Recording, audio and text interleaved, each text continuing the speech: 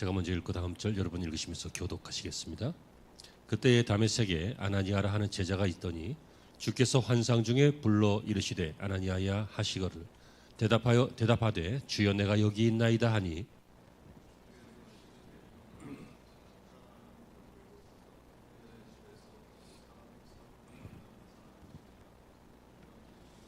그가 아나니아라 하는 사람이 들어와서 자기에게 안수하여 다시 보게 하는 것을 보았느니라 하시거늘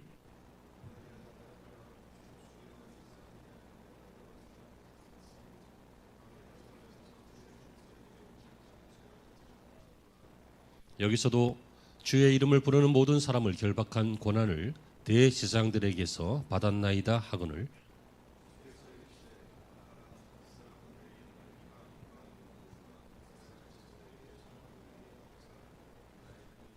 그가 내 이름을 위하여 얼마나 고난을 받아야 할 것을 내가 그에게 보이리라 하시니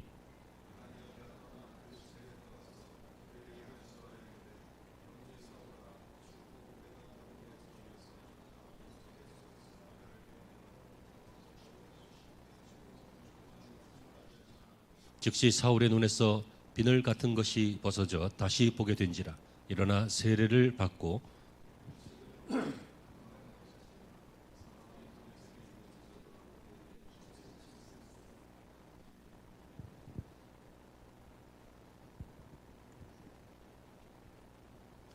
이 사람을 보라. 6번째 시간입니다. 새로운 눈으로 새롭게 보는 사람. 우리가 익히 잘 알고 있는 사울, 즉 바울의 이야기입니다. 예전에 전남 담양군에 살던 한 어떤 분의 이야기가 나왔는데요. 이분의 이야기의 제목은 27년 만에 본 아름답고 이상한 세상이라고 하는 내용이었습니다. 그 내용은 이분이 7살 때 눈을 다쳐서 14살에 완전하게 실명하고 말았습니다. 그리고 그렇게 성장해서 또 결혼하고 아이도 낳고 했지만 불편한 삶은 계속되었죠. 그런데 기술이 많이 발전되어서요. 27년 만에 41살 때 14살 때 완전히 실명했는데 그때 다시 눈을 뜨게 되었습니다. 그 옛날에 그 어릴 때 사물을 본 기억이 좀 있지만 다 잊어먹고 있을 그때 그가 이제 눈이 서서히 빛이 들어오고 수술 후에 회복이 되면서 이제 사물이 분별되기 시작할 때 제일 먼저 눈에 들어온 것은 바로 그의 아내와 세 아들들의 얼굴이었다고 합니다. 보자마자 이분이 처음 한 얘기가 뭡니까? 얼굴을 막 만지면서 아내의 얼굴과 아들들의 얼굴을 만지면서 곱다. 옛날 말이니까 잘 모르죠. 젊은이들은. 곱다, 예쁘다, 아름답다, 귀하다 그런 말. 곱다. 한국말은 한자어가 아닌 한국말은 참 좋은 말이 많아요. 그렇죠? 곱다. 이 한마디로 다 되잖아. 곱다, 아름답다, 예쁘다, 귀하다, 보고 싶었다. 그리고 나서는 이제 밖에 나가서 다른 사물도 보는데 파란 하늘도 보고 바람에 날리는 나무까지도 보고 저녁에는 해 떨어질 때 그 석양도 보고 하면서 모든 것이 아름답지 않은 것이 없구나 이렇게 고백했다고 그래요. 우리는 어떻습니까? 모든 것이 지긋지긋하지, 평범하지, 어떨 때는 뭐 짜증나지. 여러분, 이 사람은 이런 안목을 갖게 됐어요. 왜요? 눈이 잠겼다가 다시 떠졌기 때문이에요. 다시 말하면 새롭게 눈뜬 자의 고백입니다. 오늘 읽으신 본문을 보면요, 키워드가 있다면 다시 본다는 말입니다. 12절에 다시 보게 하는 것을 보았느니라. 17절에도 너로 다시 보게 하시고 18절에도 다시 보게 된지라. 다시 보는 것입니다. 이 사건 잘 아십니까? 사울이라고 하는 청년이요, 굉장히 열정적인 그런 열성당원이었는데 이 사람이 예수 믿는 사람들을 잡아서 공회에다가 고발하려고 이미 많이 했고 스데반 집사님도 고발했고 또 이번에는 많은 사람들을 또 잡아다가 고발하려고 막 그렇게 하다가 다메섹으로 가는 도중에 예수님을 만나죠. 빛 가운데, 광채 가운데 예수님을 만나죠. 주여 누구시니까? 나는 네가 핍박하는 예수다 하면서 예수님을 만나잖아요. 처음 들어보는 얘기예요. 삼국사기에 나온 줄 알았더니 어머 성경에 있었네. 그래요? 예. 바로 그 사건입니다. 저는 오늘 여러분 눈 멀었다가 눈 다시 뜨는 이야기를 하려고 하는 것이 아닙니다. 이 사람은 표면적으로 눈 멀었다가 눈 다시 떴습니다. 하지만 눈만 뜬 것이 아닙니다. 마음의 눈이, 영혼의 눈이 다시 떠진 것입니다. 그 전에 영혼은 잠겨 있었고 그 영혼의 마음의 눈은 잠겨 있었는데 다시 떠진 것입니다. 사람들은요 이런 얘기를 합니다. 뭐 특별한 일이 없는데도, 뭐 특별한 일이 있어서 그럴 때도 있지만 특별한 일이 없는데도 살다 보면 언젠가 한번 뭐라고 할까요? 사물에 대해서 혹은 인생에 대해서 혹은 사건에 대해서 새롭게 보는 그런 때가 온대요. 생길 수 있잖아요. 무슨 얘기인지 아시겠어요? 그 eye opening experience라고 하는데요. 이 눈이 갑자기 개안되는 것처럼 마음이 확 열리는 것처럼 인식이 싹 바뀌면서 새롭게 보는 경험을 하는 때가 있다는 거예요. 그때 우리는 뭐라고 합니까? 은혜 받았다고 합니다. 그때 하나님께서 깨닫게 해주셨다 이런 표현을 합니다. 바로 그것을 오늘 우리가 말씀으로 함께 나누려고 하는 것입니다. 여러분 신앙생활 중에 자주 그 오프닝 익스피리언스, 다시 말하면 그 눈이 떠지는, 열리는, 마음이 열리는, 시각이 열리는, 신앙이 변하는, 열리는 그러한 경험이 우리에게 있었으면 좋겠습니다. 그렇다면 여러분 왜 영의 눈을, 마음의 눈을 새로 떠야 되느냐 그거죠. 그 이유가 오늘 본문을 통해서 우리가 알 수 있습니다. 첫째는요, 눈을 다시 떠서 새로운 눈으로 다시 봐야 첫째, 인생의 주인을 만나기 때문입니다. 여러분 우리가 왜 눈을 다시 떠야 합니까? 인생의 참된 주인을 발견하기 위해서입니다. 여러분과 저의 인생의 주인이 누구십니까? 많은 사람들이요, 나 자신이 내 인생의 주인이다, 내 인생이라고 하는 무대에서는 내가 주인공이다 이렇게 생각할 것입니다. 어떤 사람이 이런 말을 했습니다. 나는 내 운명의 주인이며 내 영혼의 선장이다. 자기가 주인이래요. I am the master. I am the captain of my soul. 그렇게 하면서 내 인생의 주인은, 내 인생의 선장은, 내 인생을 주도하는 사람 나다 이렇게 표현합니다. 윌리엄 어네스트 헨리라고 하는 시인, 저널리스트, 철학자, 이 사람이 한 말인데요. 여기에 대해서 기독교 사상은 뭐라고 말합니까? 이것을 세속적 휴머니즘이라고 합니다. 다시 말하면 인본주의라고 합니다. 여러분 우리가 왜 예수님을 믿어요? 내가 내 인생의 주인일 수 없다는 발견 때문 아닙니까? 내가 내 죄를 해결할 수 있는 주체성이 없다는 것을 발견하기 때문 아닙니까? 내가 내 인생을 내 마음대로 주도하면 망하더라, 죽더라, 사망하더라, 해결이 안 되더라 이것을 발견하기 때문에 예수님을 우리의 주인으로 믿는 거 아닙니까? 여러분 내가 나 자신의 존재를 믿고 있는 한 반드시 깨닫게 될 것입니다. 죽기 전에 아니면 죽을 때 헛되도다. 예전에 성철 스님이 돌아가실 때 그런 얘기를 했다고 하지요. 내 죄가 저 태산만큼 크다. 이분은 평생 돌을 닦았지만요 자신의 죄를 해결하지 못하고 갔습니다. 그분은 가시면서 고백했다고 그래요. 전해 들은 이야기로는. 여러분 예수님이라고 하는 존재를 향하여 우리는 주님이라고 부릅니다. 그 뜻이 무엇입니까? 주님, 로드, 뭡니까? 주인이라는 뜻입니다. 주님은 우리의 구세주, 구원자이시기도 하시지만 주님은 우리의 주인이심을 우리는 깨달아야 하는 것입니다. 그래서 우리가 많이 부르는 복음성가 가사처럼요, 내가 주인 삼은 모든 것 내려놓고 내 주 대신 주 앞에 나가. 누구에게요? 내 주 대신 주 앞에 나가. 어떻게 해요? 내가 주인된 모든 것 내려놓고. 우리가 눈을 다시 떠야 되는 것은 인생의 진정한 주인을 발견해야 되기 때문에 그렇습니다. 이것이 왜 중요합니까? 인생을 내가 주도하면, 내가 주인이라고 생각하면 망하기 때문입니다. 주님을 주인으로 섬길 때 살기 때문입니다.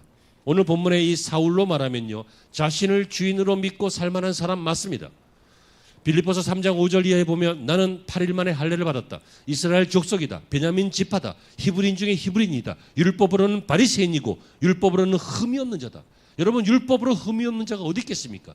하지만 이렇게 말할 정도로 그는 거의 완벽주의자에 가까울 만큼, 정신병에 가까울 만큼 아주 철저하게 자신을 단도리하는 그런 종류의 사람이었습니다. 요즘으로 말하면요, 찔러도 바늘 하나 아니지, 바늘로 찔러도 피 한 방울 안 나오는 뭐 그런 사람이었습니다.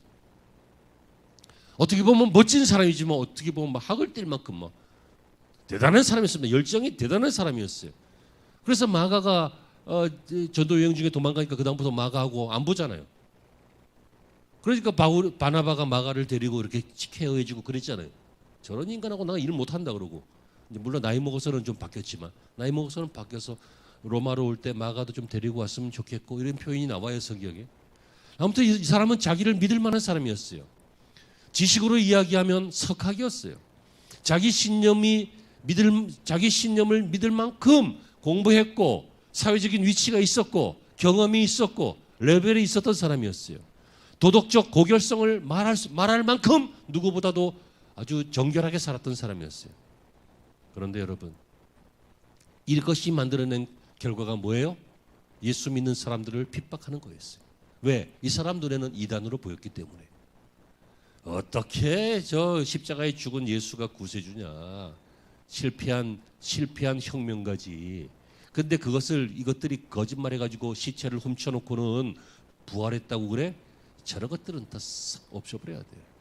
이단이라고 생각했던 거예요. 왜? 율법 때문에. 왜? 유대인들은 예수님을 구세주로 인정하지 않았잖아요. 그래서 빌라도의 법정에 내줬잖아요. 그러나 여러분, 그가 자기의 종교적 판단을 따라, 지식적 판단을 따라 그리스도인들을 박해하려고 다메섹으로 향해 가다가 예수님을 만나게 됩니다. 그의 입술에 나온 첫 번째 말이 무엇입니까? 주여, 누이시니까. 주여, 누구십니까? 이런 일을 할 사람은 빛 가운데, 광채 가운데 임하시는데 내 눈도 지금 머는데 이런 일을 할 사람은 아니죠. 그러니까 일단 Lord, 주라고 불러요. 주여, 누구시니까? 그랬더니 예수님께서 뭐라고 하십니까? 나는 네가 박해하는 예수라. 바울은 예수님을 본 적이 없어요. 예수님 박해한 적이 없다고요. 예수 믿는 사람들을 박해했지. 이해되세요? 근데 예수 믿는 사람을 박해한 것을 우리 예수님이 박해한 거라고 여기세요. 그러니까 여러분 살면서 어려움을 겪거나 박해를 받거나 그러면 혼자 받는다고 생각하지 마세요. 예수님은 아십니다. 아멘. 예수님이 우리 아픔을 아세요. 우리의 분함도 아세요. 속상함도 아시고. 아무튼 이런 식으로 해서 예수님을 만났어요. 여러분, 그날부터 사울은 인생이 달라졌습니다. 이제는 예수가 이단이 아니고, 이제는 예수 믿는 사람들이 이단이 아니고, 예수님은 주가 되었습니다. 예수님을 주로 섬기는 인생을 삽니다. 다시 말하면 예수님을 만나던 그날 사울은 진정한 주인이 누구냐?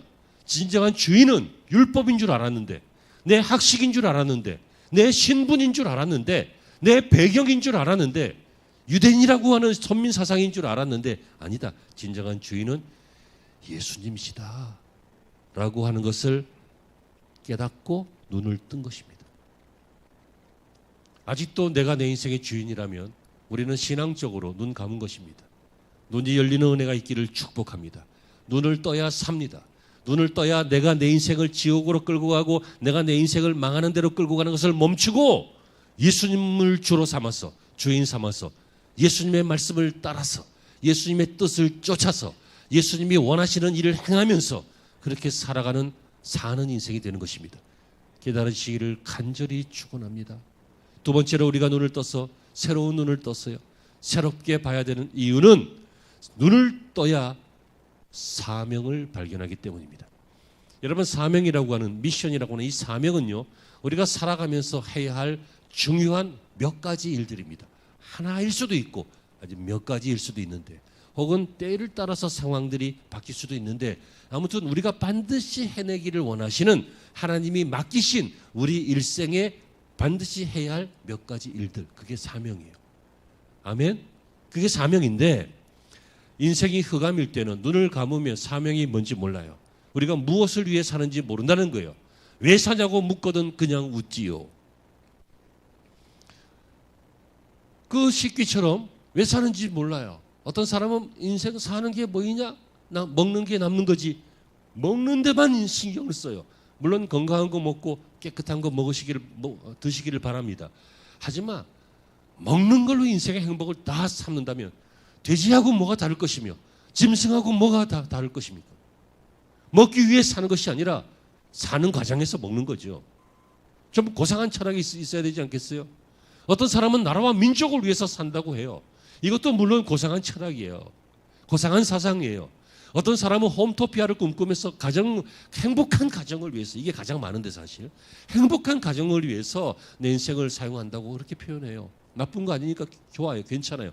하지만 여러분, 예수님을 만난 순간 생기는 사명이 있어요. 신앙인이기 때문에 갖는 사명이 있다고요. 뭐예요? 하나님의 꿈이에요. 하나님의 꿈이 나의 비전이 되고 나의 사명인 거예요. 예수님의 성품이, 그죠? 예수님의 나의 인격이 되는 거. 그리고 성령님의 그 힘이 나의 권능이 되는 것. 바로 그러한 우리는 세상과 다른 구별된 사명이 있다는 말이에요. 정말에 아이들요. 이 공부가 행복은 성적순이 아니잖아요. 너무 오래된 영화다. 몇십 년 전 영화니까. 뭐 공부가 인생의 다는 아니다. 여러분 공부에 재능이 없는 애들은 진작에 정리하고 다른 거 하는 게 좋긴 해요. 하지만 부딪혀 봐야지. 혹시 재능이 있으면 어떻게 할 거야? 혹시 잘하면 어떻게 할 거야? 혹시 하다가 재미 붙으면 어떻게 할 거냐고. 공부가 인생의 전부는 아니야. 정말이야. 하지만 학생의 전부야. 정말입니다.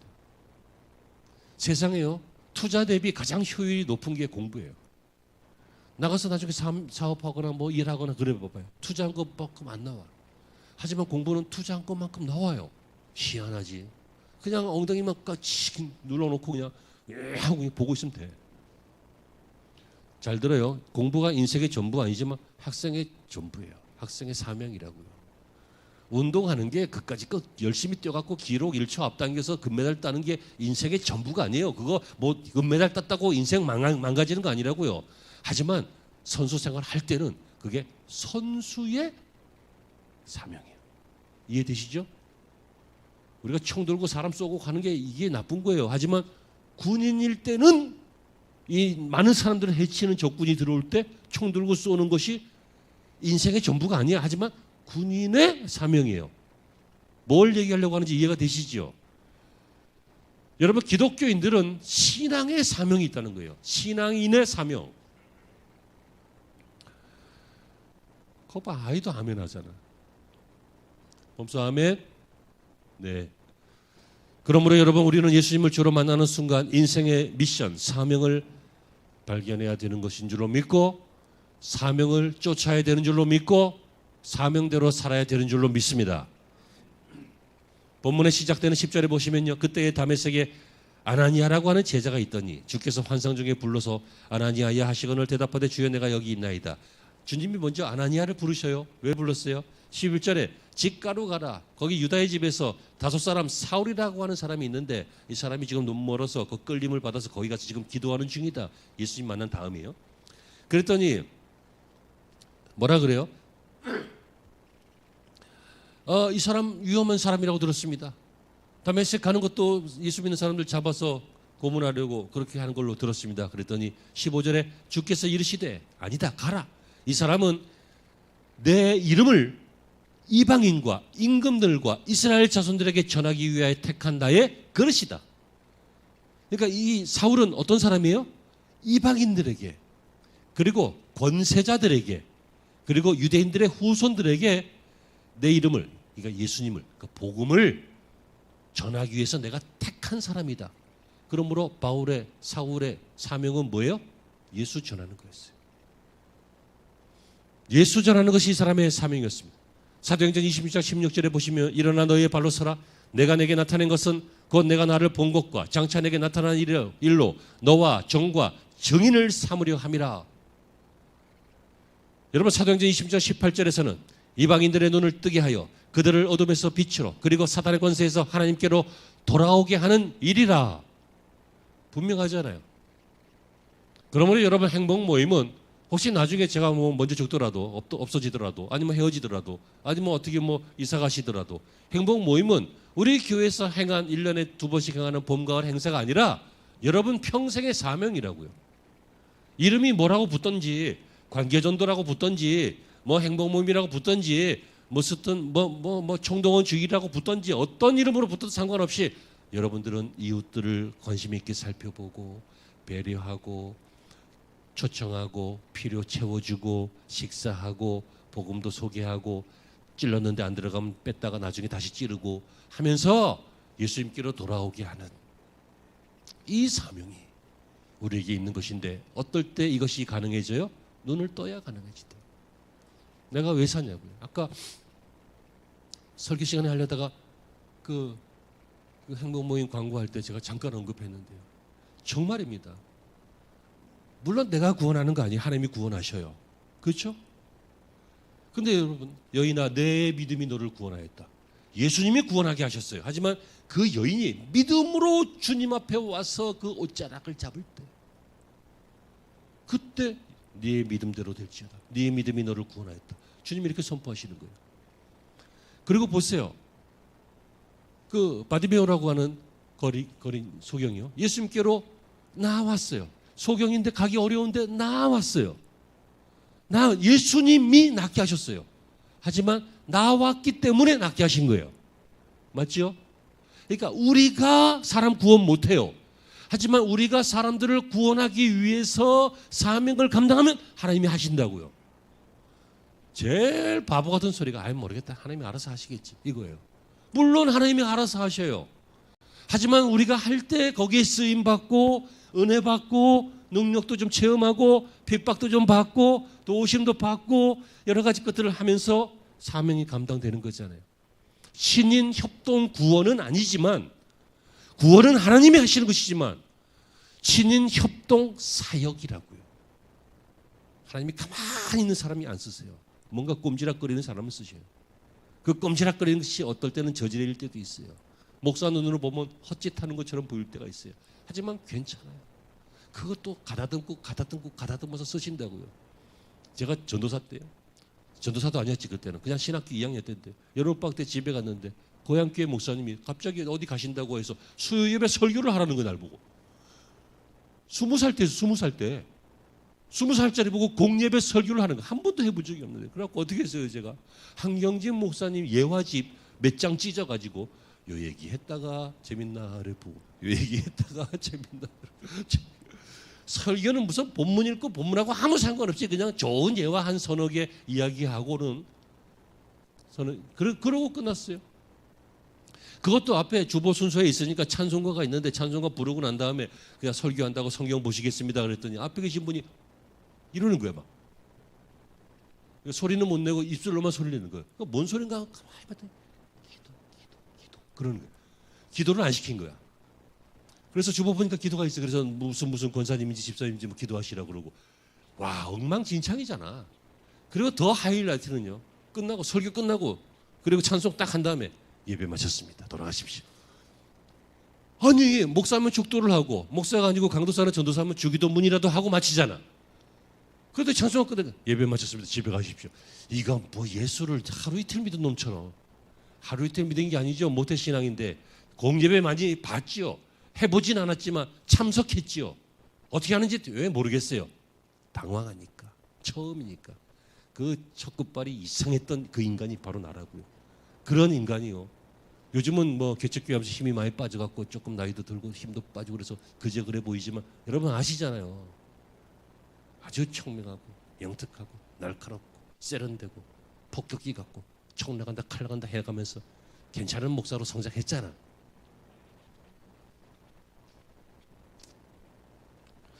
아멘 안 하는 사람은 왜 그러지?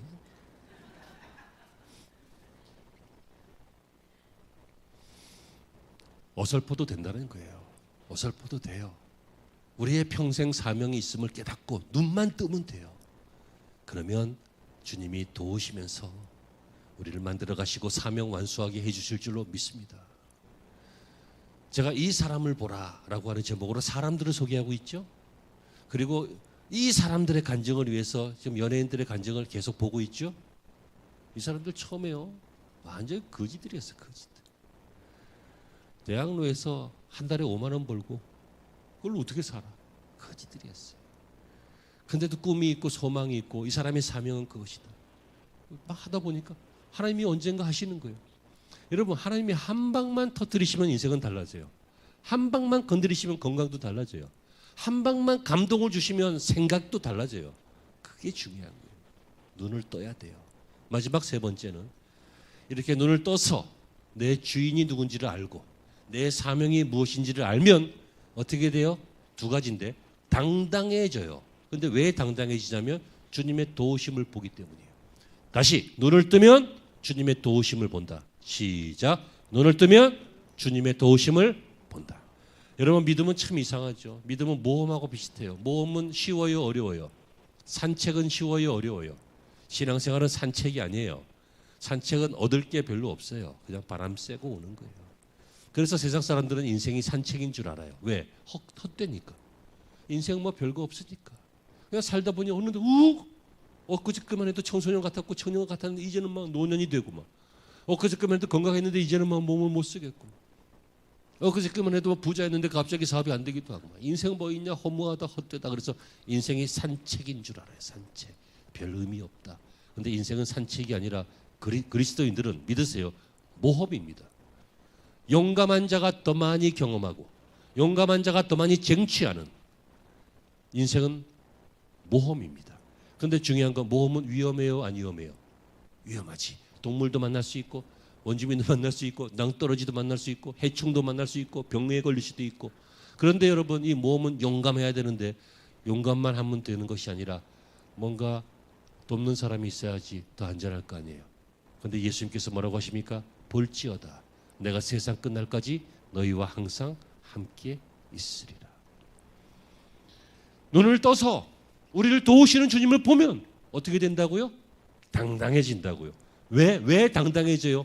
무모해지려고 당당해지는 게 아니라 건방져지려고 당당해지는 것이 아니라 이 세상을 향하여 막 폭격하려고 당당해지는 게 아니라 왜 당당해져요?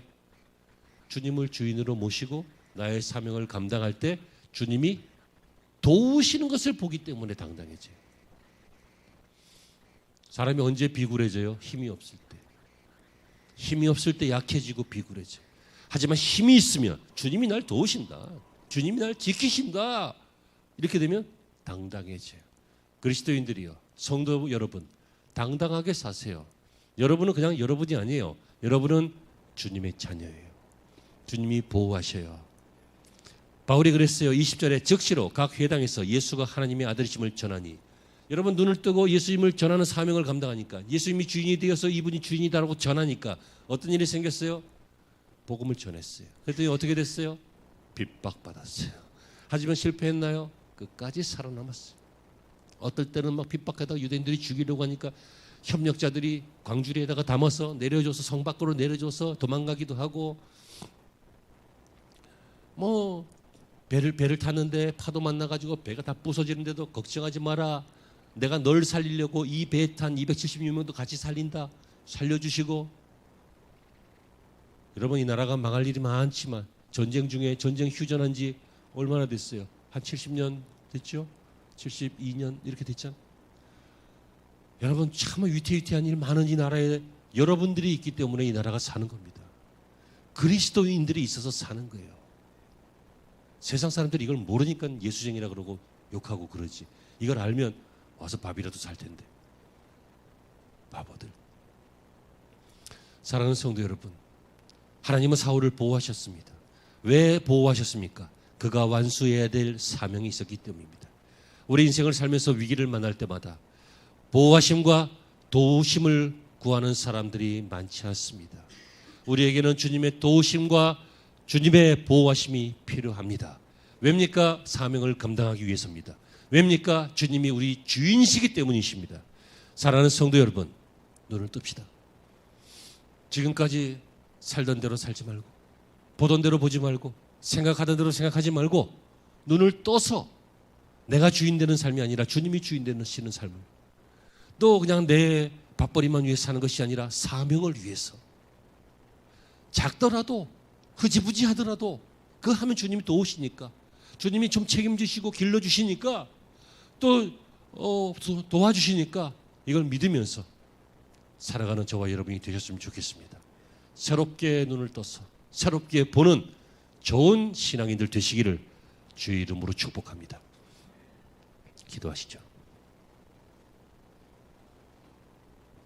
살아계신 하나님, 오늘 받은 말씀 중에 혹 온전치 않은 것 있거든 사하시옵소서. 그러나 눈을 떠야 한다는 것은 진리입니다.